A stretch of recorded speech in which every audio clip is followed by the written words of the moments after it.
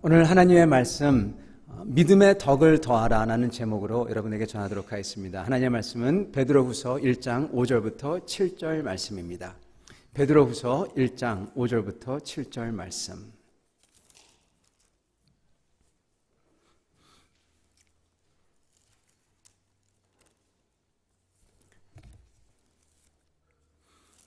제가 받들어 읽도록 하겠습니다. 베드로후서 1장 5절로부터 7절 말씀. 그러므로 너희가 더욱 힘써 너희 믿음의 덕을, 덕의 지식을, 지식의 절제를, 절제의 인내를, 인내의 경건을, 경건의 형제 우애를, 형제 우애의 사랑을 더하라. 아멘.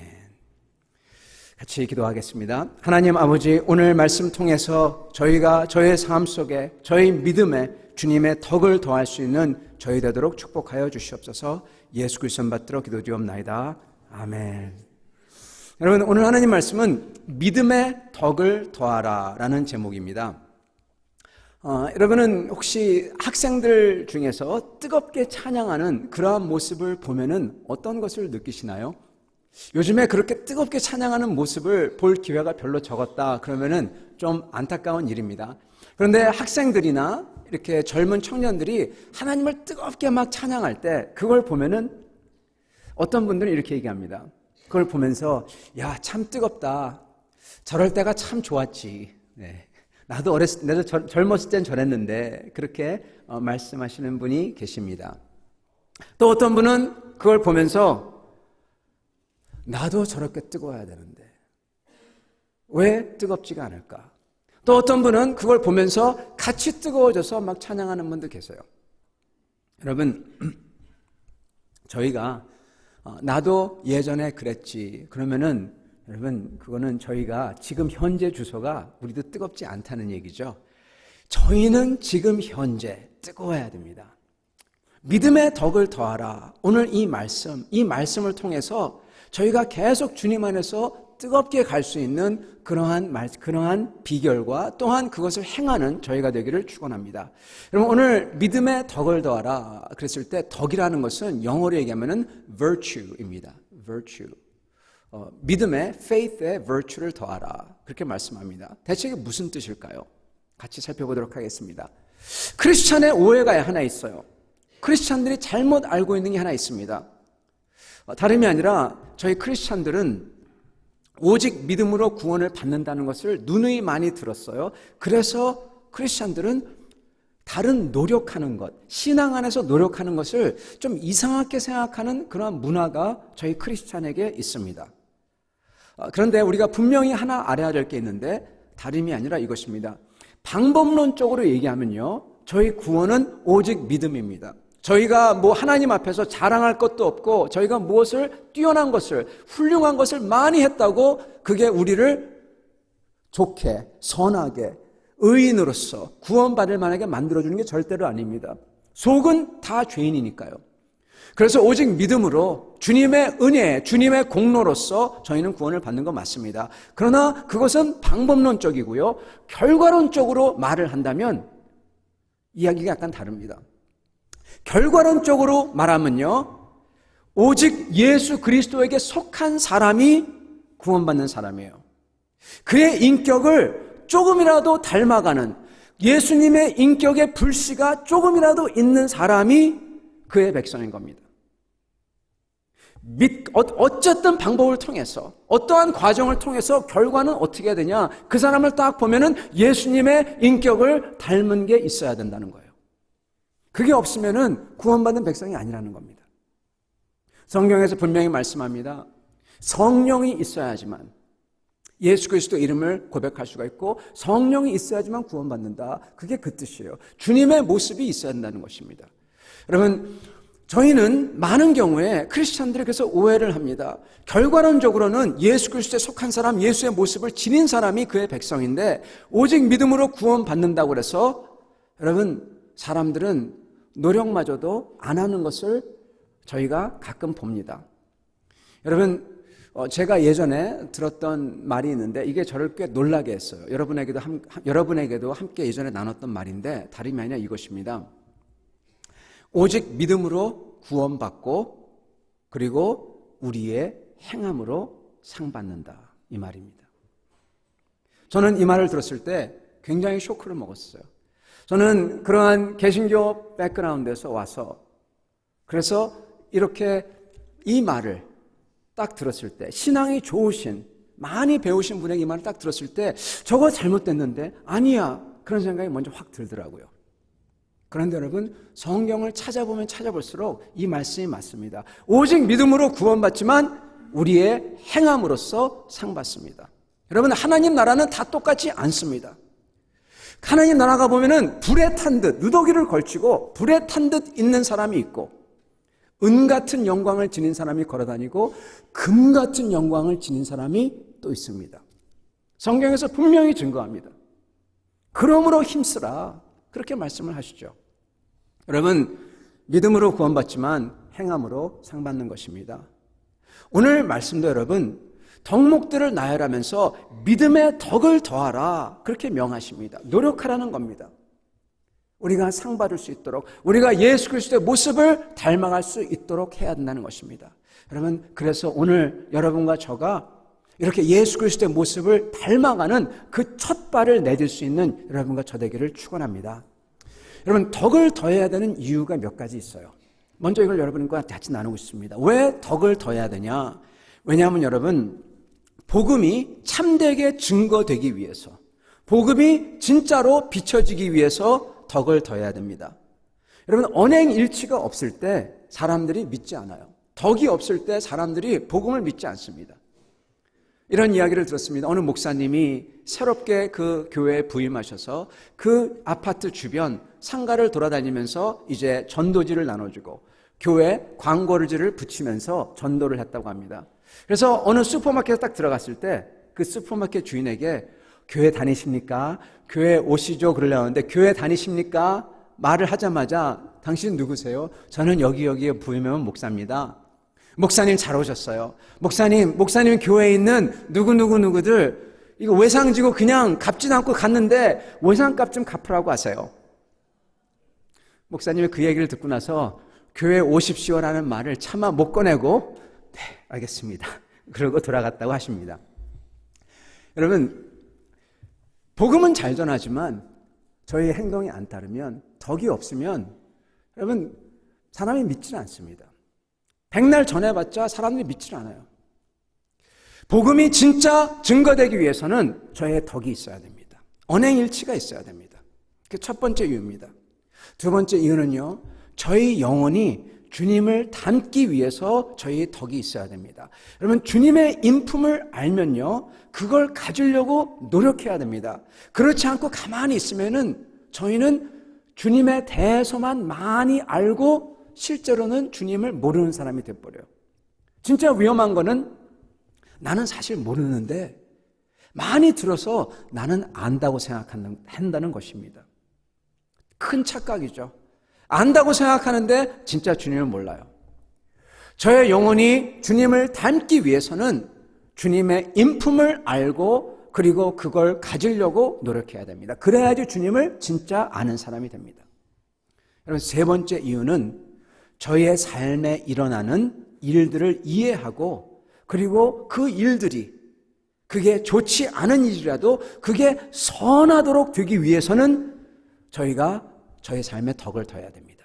이게 무슨 말이냐면요, 주님의 인품이 저의 삶에 없지 않습니까?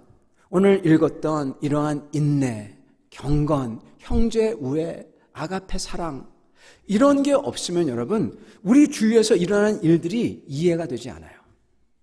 이해가 되지 않습니다. 기쁜 일이 있을 때는 이해가 되는 것 같죠. 근데 이 세상에 기쁜 일만 있나요?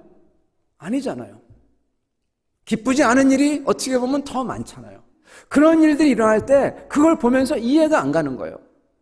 특히 어떤 다른 사람이 갑자기 와서 화를 낼 때 나도 그걸 보면서 같이 화를 확 내버립니다. 막 싸우죠. 다투죠.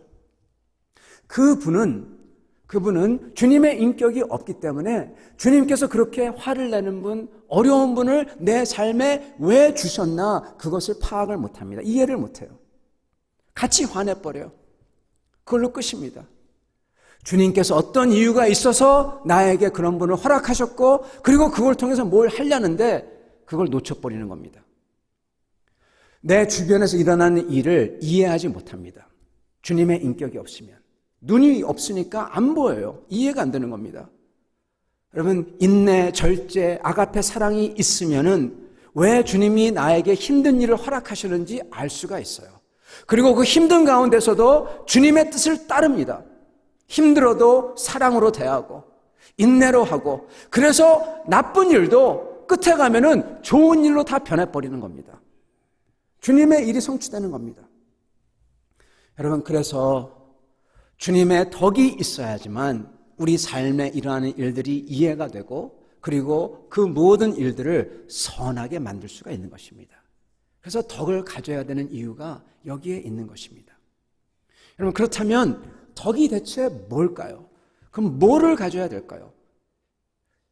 여러분, 덕이라고 했을 때 우리 이 한국이나 이 중국이나 동양에서 내려오는 것과 그리고 고대 그리스에서 내려오는 것과 그리고 이 유대인 이렇게 유대에서 내려오는 게 약간 다 다릅니다. 이 고대 그리스에서는 덕 그랬을 때 이런 여러 덕목들을 얘기합니다.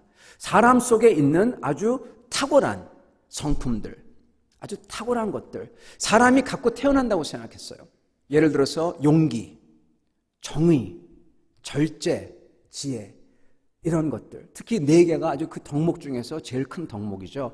이것들을 저희가 개발하고 갈고 닦고 해서 드러내야 된다. 그리고 이게 바로 교육이다. 이렇게 생각했습니다.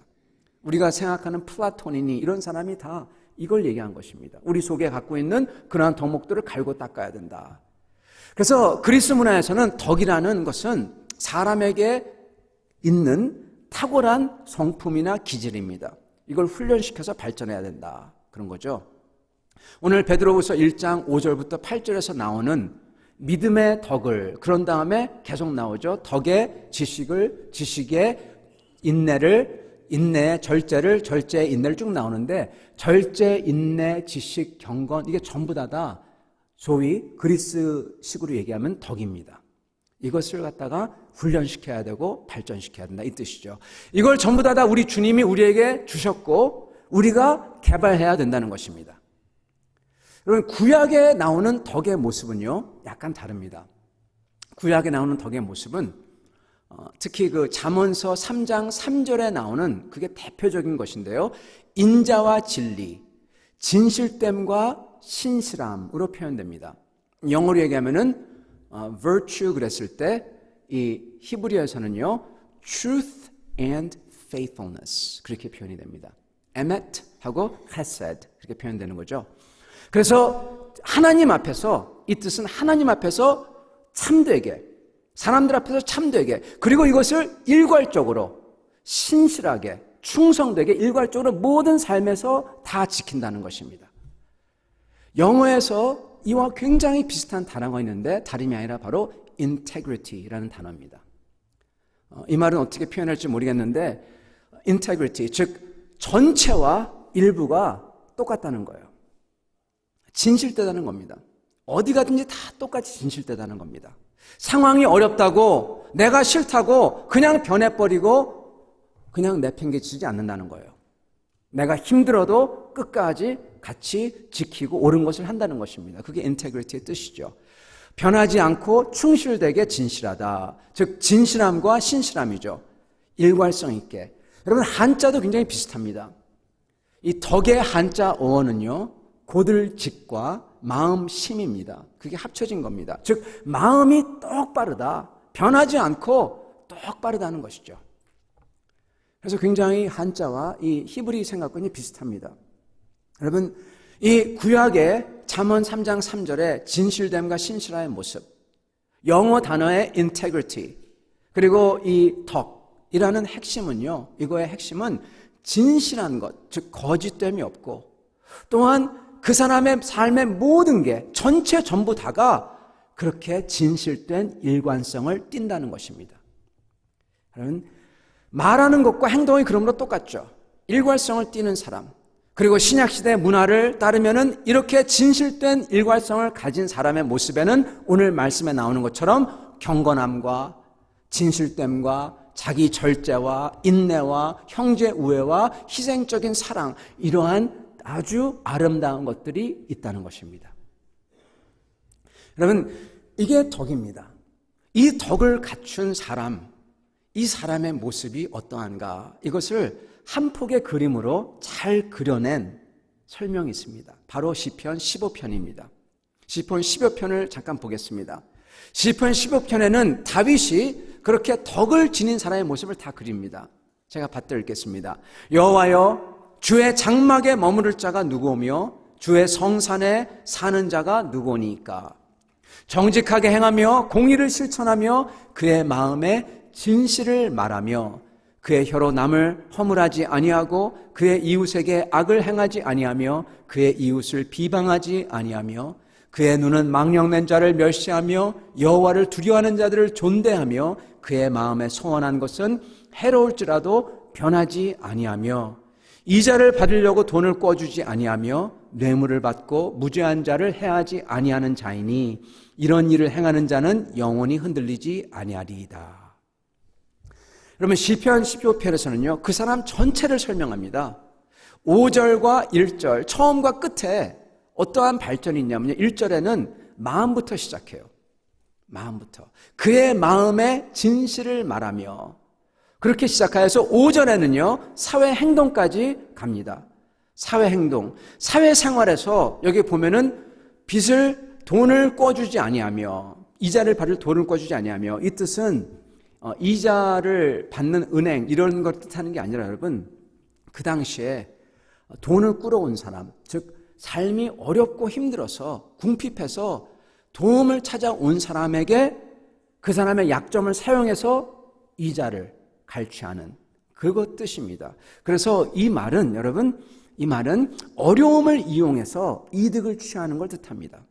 그래서 어려움을 이용해서 이득을 취하지 않고 영향력 있는 사람에게 뇌물을 줘서 그들의 지위를 이용해서 이득을 취하려 하지 않는다. 어려운 사람 그리고 영향력 있는 사람, 양쪽 극과 극이죠. 그 안에 모든 사람이 다 포함되어 있다는 뜻입니다. 그렇게 불이하게 이득을 취하지 않는다는 것이죠. 사회생활을 뜻합니다. 마음에서부터 시작해서 1절에 사회생활까지, 그 중간에 보면은 이웃에 대해서 말하는 것, 어떠한 태도를 가지고 말하나, 그게 다 나오죠. 여러분, 이게 덕스러운 사람의 모습인 것입니다. 마음부터 시작해서 스스로가 스스로에게 진실을 얘기해요. 1절에 보면은, 2절에 보면은 마음의 진실을 말하며, 자기가 자기 자신에게 말하는 게 다 진실된 거예요. 거짓을 얘기하지 않는 겁니다. 스스로도. 그러면서 그게 사회생활까지 다 일관성 있게 다 그렇다는 겁니다. 진실되고 선하다는 것입니다. 이게 덕이 있는 사람의 모습인 거예요. 성도 여러분, 그렇다면 어떻게 해야 이런 덕 있는 사람의 모습이 될 수가 있을까요? 어떻게 하면 예수님의 인격과 성품들을 하나씩 일관성 있게 지닌 사람이 될 수가 있을까요?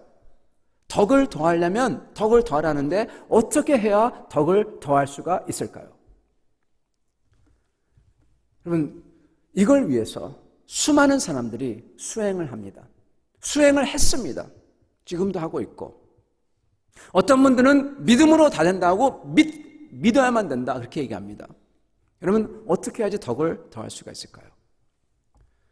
성도 여러분, 덕을 더하려면 저에게 결단과 훈련, 이 두 가지가 있어야 됩니다. 오늘 이 두 면을 보면서 우리도 우리 믿음에 덕을 더할 수 있는 사람이 되기를 간절히 바랍니다. 믿음의 덕을 더하라, 이렇게 말씀합니다. 믿음의 덕을 더하라. 여러분, 이 말은 덕을 가지기 위해서는 먼저 믿음이 전제돼야 된다는 것입니다. 믿음이 먼저 있어야 된다는 거예요. 거기다가 덕을 더합니다. 거기다가 일관성 있게 그 믿음대로 참되고 신실하고 타고난 성품대로 산다는 거죠. 여러분, 이 믿음은 이렇게 덕을 더하는 거는요, 먼저 한순간의 결단이 필요합니다. 여러분, 이 말을 들으시고 어떤 분들은 놀라실지도 모르겠습니다. 근데 다시 한 말씀입니다. 한순간의 결단이 필요합니다.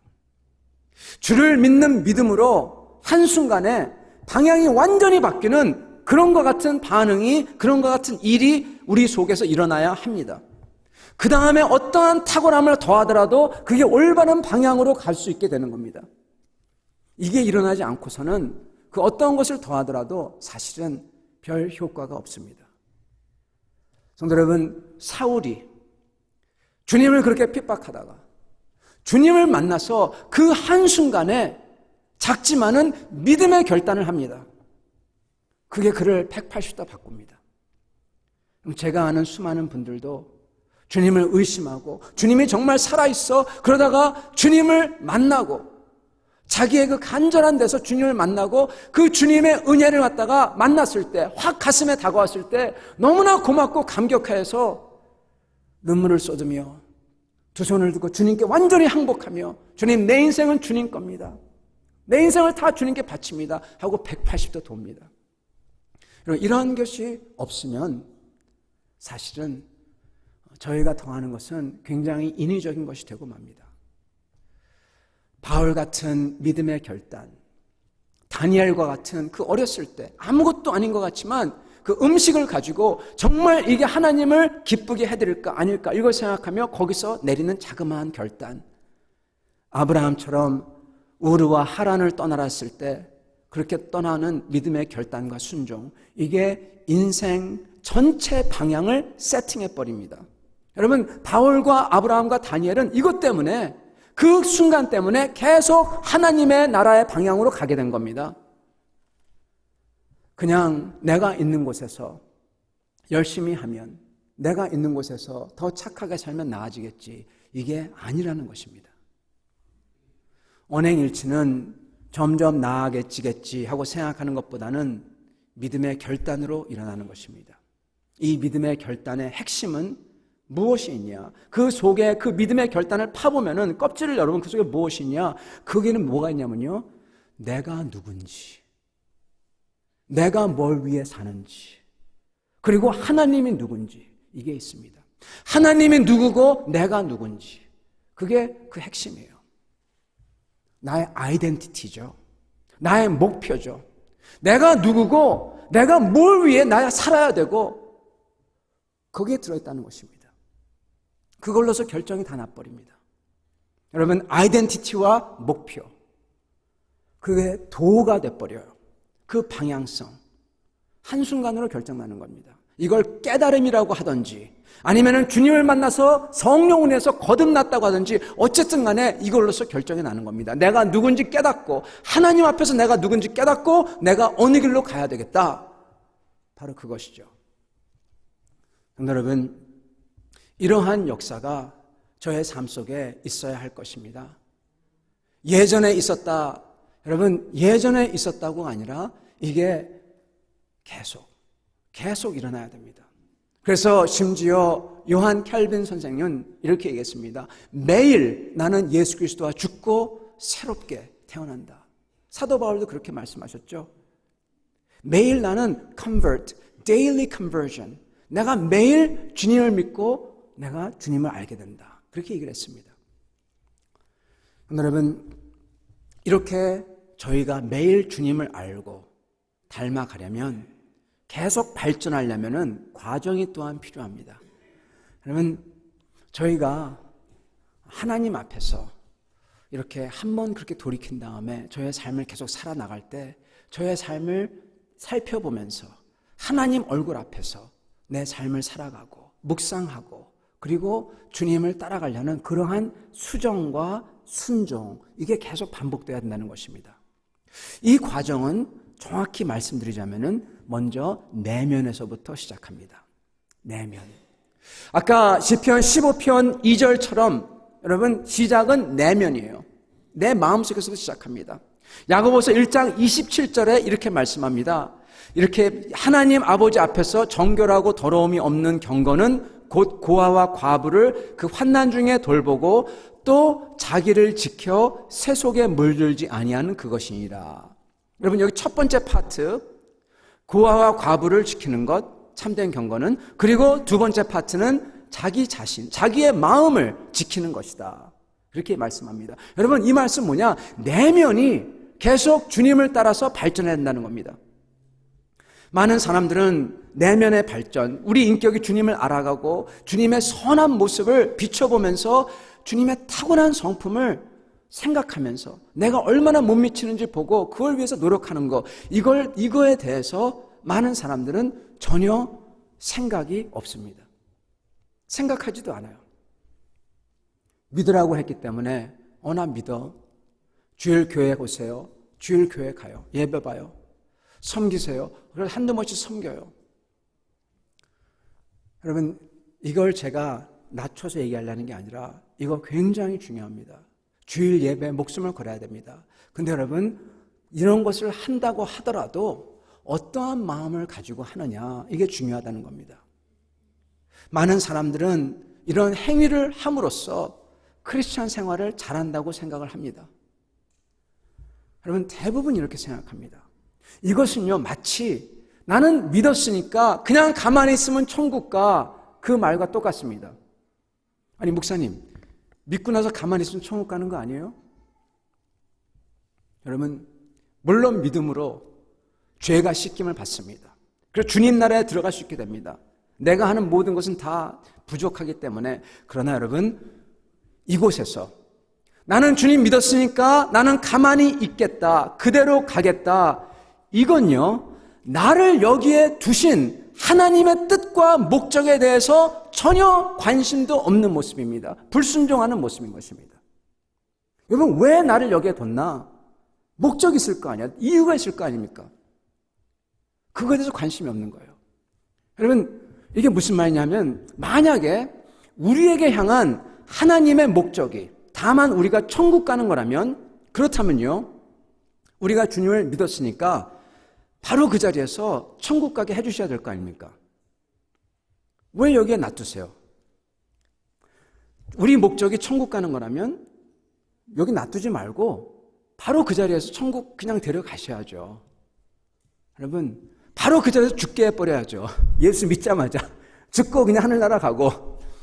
아마 그렇게 하지 않는 이유는 아무도 이제 교회에 안 나오고 그걸 믿지 않을 것 같아서 그럴지도 모르겠습니다.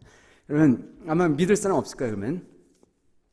여러분, 왜 우리를 이곳에 놔둘까? 진짜 물어봐야 됩니다. 만약에 천국 가는 게 목적이라면 진짜로 이 어려운 세상, 험난한 세상 여기서 구해주셔서 빨리 그냥 천국 가게 해주셔야죠. 하나님께서는 우리를 향하여 다른 이유가, 목적이 있어서 이곳에 있게 하신다는 것입니다. 하나님의 제일 큰 뜻은 우리로 하여금 증인의 삶, 빛 같은 삶, 소금 같은 삶을 이곳에 살도록 함으로써 하나님의 살아계심과 죄인들에게 주신 하나님의 은혜, 구원에 이를 수 있는 은혜, 그 방법, 그 도를 이곳에서 전도하여 알게끔 하라. 그래서 여기를 저희를 놔두신 겁니다. 너희는 세상의 소금이니 너희는 세상의 빛이라. 사람이 등불을 켜서 등경 위에 두지 않다니 온 집안 사람에게 비치니라. 이같이 너희 빛이 사람 앞에 비치게 하여 그들로 너희 착한 행실을 보고 하늘에 계신 아버지께 영광을 돌리게 하라. 여러분, 빛같이 살고 소금 같아서 전도할 수 있다는 겁니다. 빛 같은 삶, 소금 같은 삶, 이게 바로 우리 주 예수 그리스도를 알아가고 닮아가는 삶입니다. 이거 하라고 여기에 저희를 놔둔 겁니다. 저희를 여기 놔둔 이유는 예수를 알고 닮도록, 내가 완전히 죽고 다시 살아나서 방향이 180도 바뀌어서 사울이 사도 바울로 바뀐 것처럼 바뀌어서 그 다음에는 계속 예수를 알고 닮아가고 교제하고, 그래서 주님의 모습을 닮아가도록 했다는 겁니다. 이게 하나님의 뜻이라는 겁니다. 성도 여러분, 이걸 주님이 원하세요. 그런데 만약에 이거에 대해서 전혀 관심이 없고, 시간이 있네, 시간이 많이 남네, 야, 저기 가자, 같이 놀자, 예배도 잠깐 하고, 전도 잠깐 하고, 자, 이제 나머지 우리 마음대로 하자.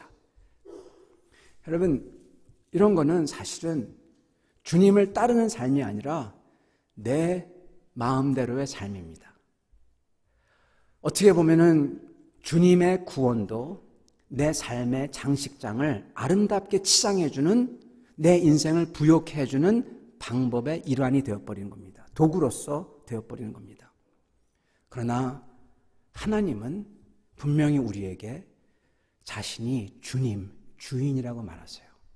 내 인생을 다스리는 분이라고 말씀하십니다. 내가 그분의 구원의 계획과 그분의 그 크신 그러한 계획의 한 부분을 장식하는 도구가 돼야 되는 거예요. 여러분, 그렇기 때문에 내가 주님의 도구가 되려고, 주님 안에서 내가 바뀌려고, 주님의 뜻을 따라가려고, 닮아가려고 노력해야 되는 것입니다. 안타깝게도 많은 사람들은 이걸 모르고 자기 마음대로 살면서 주님을 따르고 있다고 생각하는 것입니다. 그러나 진짜 주님을 따르는 사람들은 주님을 믿기에 주님의 백성과 같이 격려하면서 주께 영광을 돌리기 위해서 나와 주일 예배를 드리고, 또한 개인적으로 아무도 안 볼 때 내가 주님을 알려고 하고, 주님 만나려고 하고, 주님의 말씀을 묵상하고, 주님이 내가 가지기 원하는 그러한 것들을 생각하면서 내 자신을 바꿔가려고 노력하는 겁니다.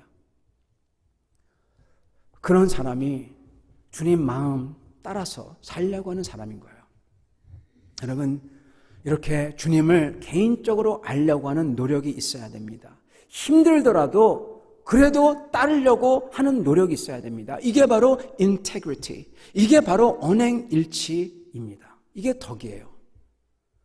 주님께서는 저희에게 그러한 모습을 가지라고, 그러한 도를 따르라고 좁은 문이라는 단어를 사용하셔서 알려주셨습니다. 좁은 문으로 들어가라.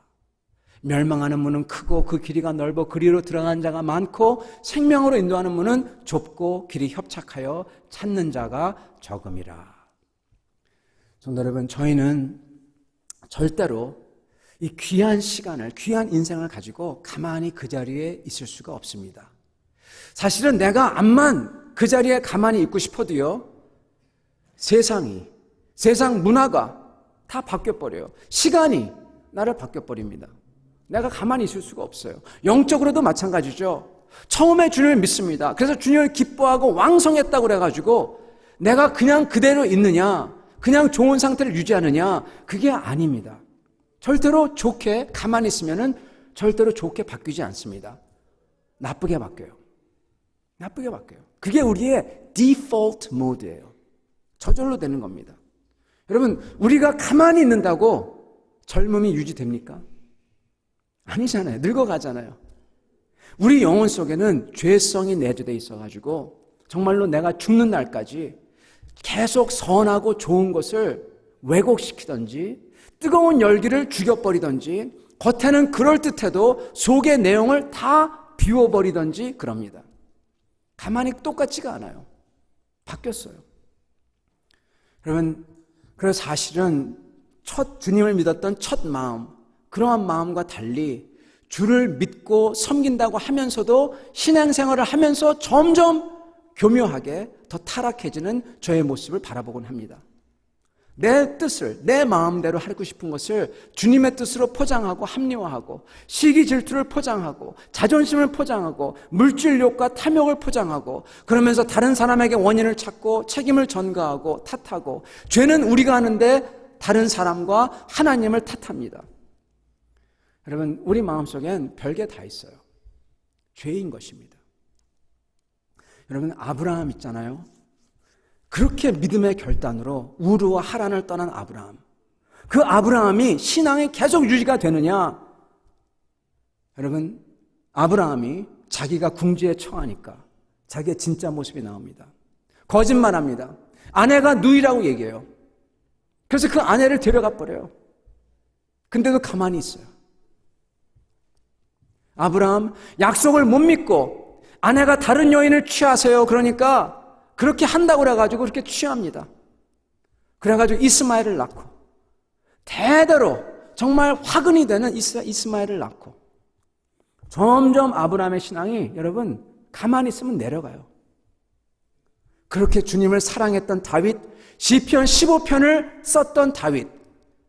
여러분, 그 사람은 주님과 같이 동행하고 정말 대단했는데 왕이 되고 나서 내려갑니다. 자기가 내려가는지도 모르고 있다가 그냥 한순간에 그냥 한꺼번에 그냥 확 그냥 찾아와 버리죠. 타락하죠. 여러분, 점점 내려갑니다. 이게 우리의 모습입니다. 이게 우리의 디폴트 모습입니다. 근데 그걸 막으시는 게 하나님의 은혜예요. 아브라함이 내려가는 것을 회복시키려고 하나님이 찾아오세요. 찾아와서 말씀해 주세요. 텐트에서 꺼내내오세요. 아브라함아, 나와봐라. 저 하늘을 보라.